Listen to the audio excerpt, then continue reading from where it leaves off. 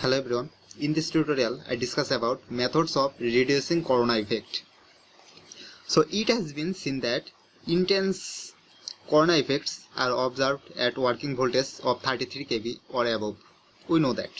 And therefore carefully designed should be made to avoid corona on the substation or bus bars related for 33 kV and higher voltage. Otherwise highly ionized air may be caused flashover in the insulators or between the phase. We know that.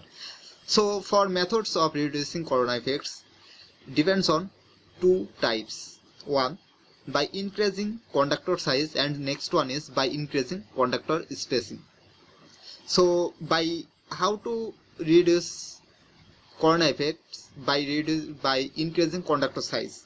By increasing conductor size, the voltage at which corona occurs is raised and hence corona effects are considerably reduced.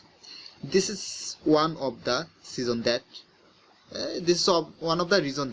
ACSR conductor which have a larger cross-sectional area are used in transmission lines. And the next one is by increasing conductor spacing. By increasing the spacing between conductors, the voltage